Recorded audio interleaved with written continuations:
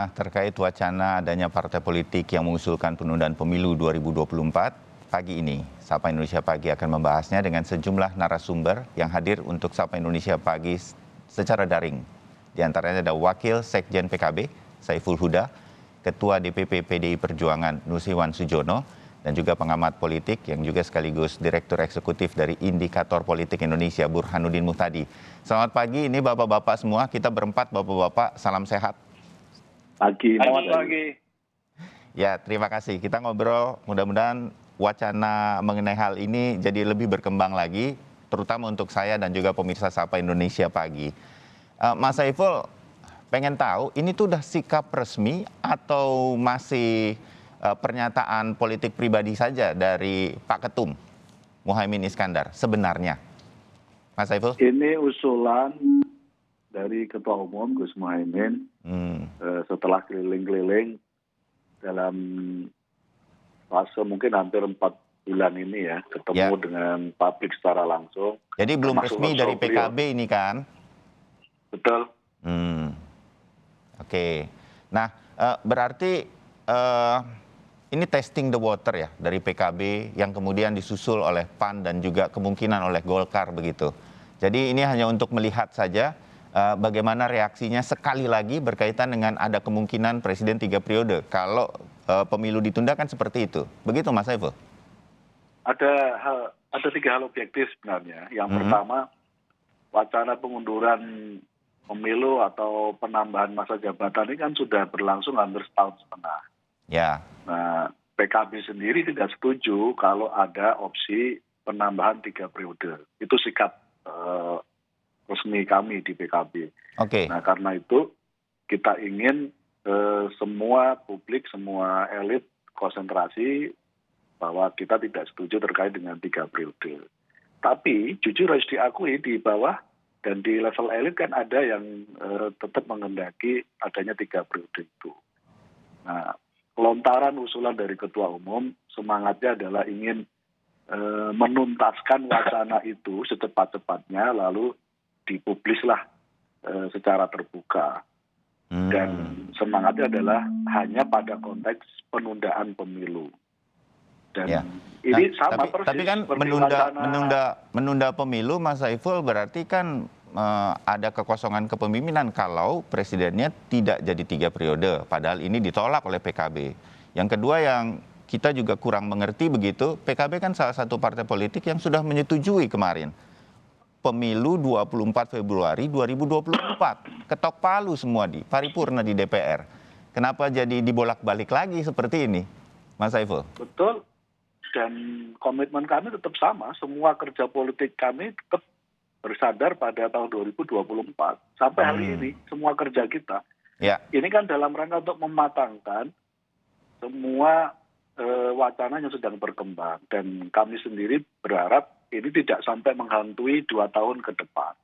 Karena itu, sekali lagi semangatnya adalah kami ingin menuntaskan beberapa isu wacana yang selama ini sedang berkembang menyangkut soal permintaan penambahan 3 periode dan seterusnya dan seterusnya. Konkretnya jadi apa yang diharapkan PKB soal 3 periode ini? Presiden sendiri mengatakan sudah nggak mau sebetulnya. Konkretnya PKB jadi ingin seperti apa?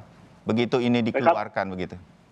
PKB tidak setuju 3 periode. Ya. Kami mengusulkan penundaan pemilu untuk ini secepatnya dibahas di meja parlemen dan pemerintah.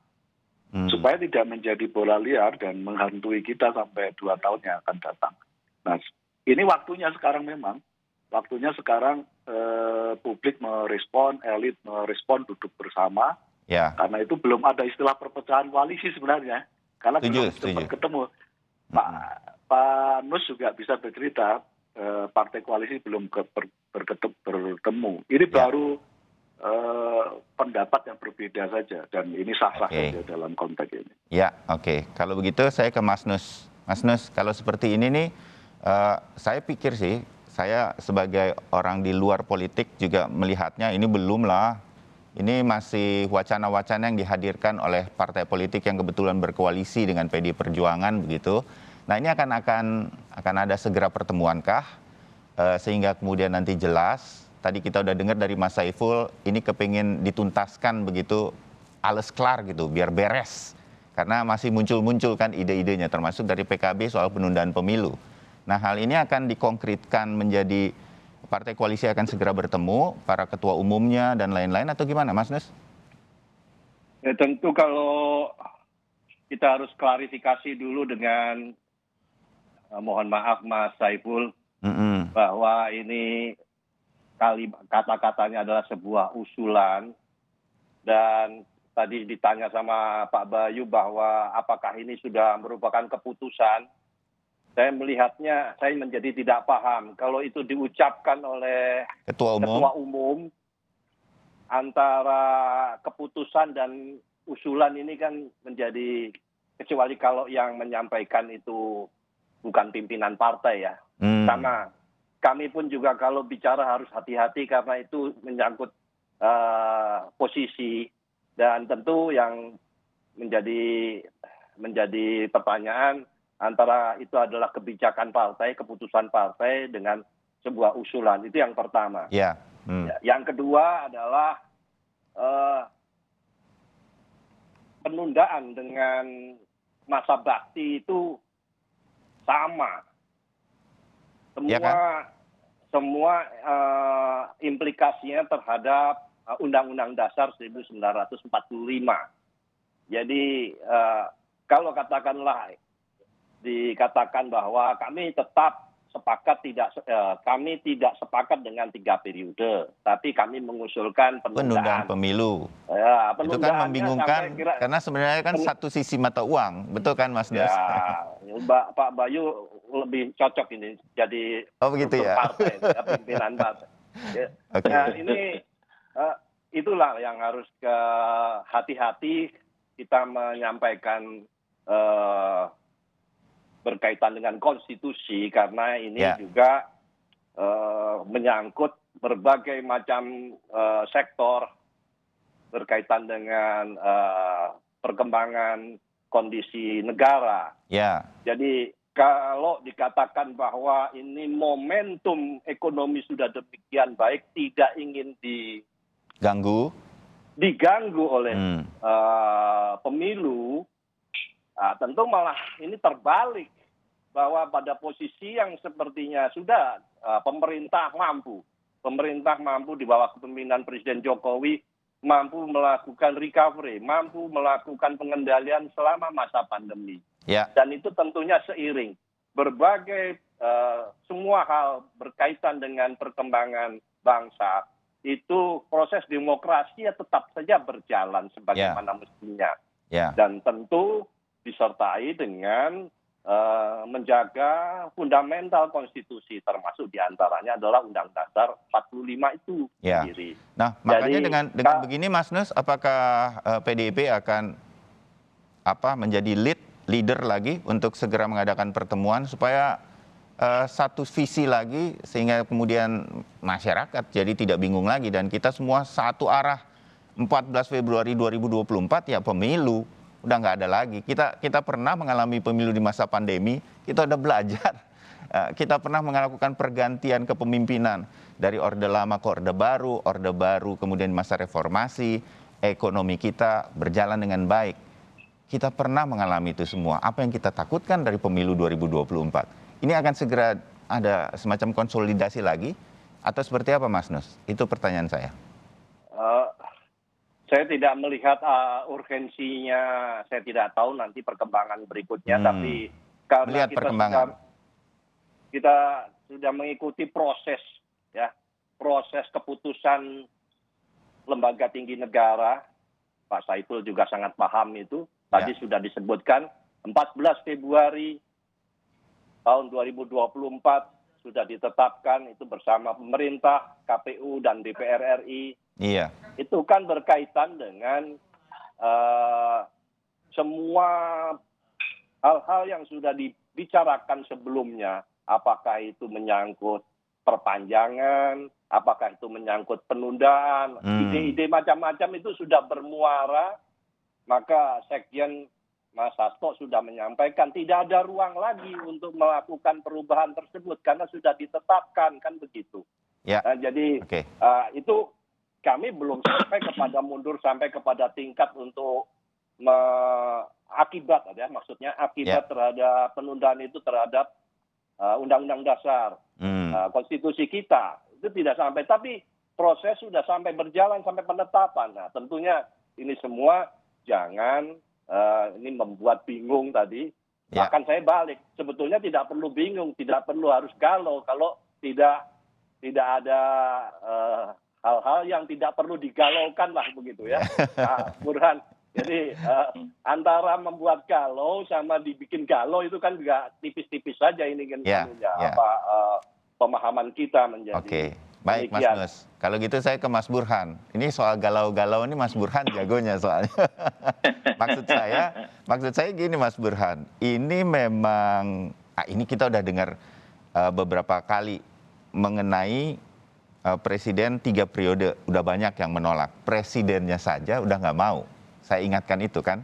Nah, kemudian ada upaya, ada penundaan pemilu yang implikasinya ada kemungkinan kemudian kekuasaan salah satunya presiden ini juga akan diperpanjang. Jadi bolak-balik di situ. Ada apa nih Mas Burhan? Kenapa kegalauan seperti ini terus ditiupkan begitu oleh beberapa partai politik? Anda mungkin punya analisanya. Ya, memang kalau kita lihat terutama sejak 2019 sampai sekarang itu ada 2 perkembangan terkait dengan ide perpanjangan. Yang pertama adalah perpanjangan masa jabatan presiden dari 2 periode ke 3 periode. Itu yang berkembang minimal sampai pertengahan 2021.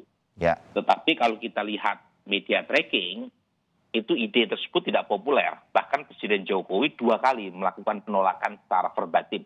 Ide tentang penambahan 3 periode.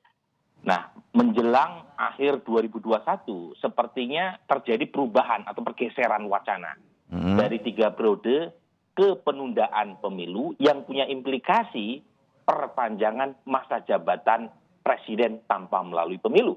Nah, pertama kali yang menyampaikan adalah Pak Bahlil secara terbuka pada saat menjadi discussion atau penanggap rilis survei saya. Itu sekitar Januari awal 2022. Nah, pertanyaannya kenapa terjadi pergeseran? Nah, saya melihat pergeseran wacana ini, pergeseran gerakan ini, itu karena secara politik, mereka yang menggulirkan isu penundaan yang punya implikasi perpanjangan masa jabatan presiden ini, itu secara politik lebih mudah dijalankan ketimbang ide 3 periode. Jadi yang disampaikan Pak Bahlil misalnya, ide penundaan pemilu atau percepatan pemilu itu sudah ada presiden historisnya tanpa harus melakukan amandemen. Nah, itu kata kuncinya. Karena kalau 3 periode menurut Pak Bahlil mensyaratkan ada amandemen. Tetapi kalau penundaan atau percepatan pemilu, menurut beliau sudah ada presiden historisnya pada saat awal Orde Baru atau pada saat akhir ketika pemilu dipercepat. Harusnya tahun 2002, setelah pemilu terakhir tahun 97, dipercepat ke 97. Nah, ini argumennya. Cuma kemudian punya implikasi yang menurut saya sama. Implikasinya apa? Dua-duanya tetap memerlukan amandemen. Ada pintu lain, yaitu dekret presiden. Tapi dekret presiden ini bisa jadi problematik karena presiden diangkat sebagai presiden, disumpah sebagai presiden, itu untuk menjalankan konstitusi, bukan untuk mengubah. Nah, karenanya caranya memutar melalui partai-partai. Oke, terbayang. Mas Burhan, tapi kenapa begini? Kalau tujuannya ke arahnya sana begitu, kita seorang menteri menteri investasi sudah mengatakan itu. Kemudian sekarang partai politik mencoba juga melakukan penundaan pemilu dengan implikasi yang sama, ada perpanjangan periode kekuasaan begitu termasuk presiden. Kenapa itu tidak muncul dari PDI Perjuangan yang sedang berkuasa bersama Gerindra misalnya? Dua-duanya ini malah paling menahan diri. Tidak muncul dari seorang presidennya juga, udah 2 kali menolak. Tapi muncul dari partai-partai seperti PKB, kemudian PAN, dan juga ada Golkar yang tampaknya juga akan bisa menyetujui. Enggak, dia masih abu-abu sih menurut saya pribadi Golkar, begitu. Tapi kenapa dari sana? Apa ini memang gorengan sama-sama sebenarnya? Atau memang betul-betul PKB punya agenda, PAN juga punya agenda, terutama misalnya itu, Mas Burhan? Iya, ini termasuk pertanyaan yang sangat menarik ya, Bayu ya. Tetapi pada dasarnya begini, PDI Perjuangan via Ibu Mega, veto player PDI Perjuangan Ibu Mega, ya, itu sosok yang sangat menjunjung tinggi prinsip konstitusionalisme. Setuju. Nah, jadi setiap konstitusi itu tidak selalu mengandung apa yang disebut dengan istilah prinsip konstitusionalisme. Ya. Apa itu konstitusionalisme? Yaitu satu konstitusi yang di dalamnya itu mengandung prinsip-prinsip pembatasan masa kekuasaan. Karena setiap kekuasaan punya tendensi korup. Dan dalam sistem presidensial, kekuasaan itu dibatasi secara fix. Itu yang disebut dengan istilah fixed term. Nah, prinsip yang kedua yang disebut dengan konstitusionalisme adalah perlindungan hak warga. Karena dalam sistem presidensial, itu ada banyak kekuatan atau otoritas yang sangat luar biasa. Karenanya seringkali diplesetkan sebagai diktator konstitusional. Nah, dua-duanya ini harus ada dalam konstitusi. Warga dilindungi, saat yang sama masa jabatan harus dibatasi. Ya. Nah, Ibu Mega seperti itu. Beliau itu tegak lurus. Jadi kalau sudah diambil keputusan, kesepakatan, tidak ada cara lain di luar dari apa yang sudah digariskan oleh konstitusi. Ya. Nah, Anda melihat Pak Prabowo juga begitu nggak? Mantan tentara. Betul. Tegak lurus, cuma Pak Prabowo ini kan mungkin karena newcomer dalam koalisi, beliau tidak berani speak out secara lebih luas, kan? Beliau lebih menahan diri karena mungkin tidak enak dengan Mas Saiful. Jadi, tetapi kalau kita lihat orang seperti Pak Prabowo atau orang seperti Ibu Mega, termasuk juga orang seperti Pak Surya Paloh, itu kan semuanya sama. Bahasanya kira-kira kalau dalam bahasa Pak Surya Paloh, ini kereta sudah berjalan, artinya regulasi konstitusional sudah ada, bahkan sudah disepakati oleh pemerintah, oleh penyelenggara pemilu dan DPR, seluruh fraksi termasuk PKB dan PAN, jangan sampai kemudian kereta disuruh mundur gitu. Nah, ini kan bahasa kiasan sebenarnya. Kita kalau berbicara dengan politisi kan harus banyak memakai parsemon ya, ketimbang pakai bahasa yang sifatnya low context. Tapi poin saya, ini sesuatu yang menunjukkan ada dinamika di internal koalisi. Saya setuju dengan Mas Saiful. Kita bicarakan secara tuntas. Cuma lagi-lagi yang saya concern Mas Bayu, karena ada beberapa elit, misalnya Pak Zulkifli Hasan, itu mengutip data survei secara kurang tepat. Misalnya beliau mengutip survei Kompas, kepuasan 73,9%. Nah, beliau tafsirkan orang yang puas otomatis meminta perpanjangan masa jabatan Presiden Jokowi. Nah, padahal itu tidak menurut saya itu. tidak tepat. Karena data saya itu menunjukkan sebaliknya. Jadi orang yang puas itu tidak berbanding lurus dengan keinginan untuk menambah masa jabatan Presiden. Bahkan orang yang puas terhadap kinerja Presiden Jokowi sekalipun, itu sebagian besar, 61% menurut data survei indikator, itu menginginkan pemilu tetap diadakan di tahun 2024. Ini menunjukkan bahwa pemilih Pak Jokowi yang puas sekalipun, itu tegak lurus terhadap konstitusi. Nah, ini yang ingin saya luruskan, karena terus terang, jangan sampai survei dijadikan sebagai dalih untuk memperpanjang masa jabatan Presiden, padahal datanya nggak seperti itu. Jadi. Makin terbayang bagi kita, paling tidak bagi saya secara pribadi untuk ngobrol nih dengan begawan-begawan politik seperti Anda bertiga. Jadi kemungkinannya akan seperti apa, itu yang akan saya lihat di bagian kedua ngobrol kita.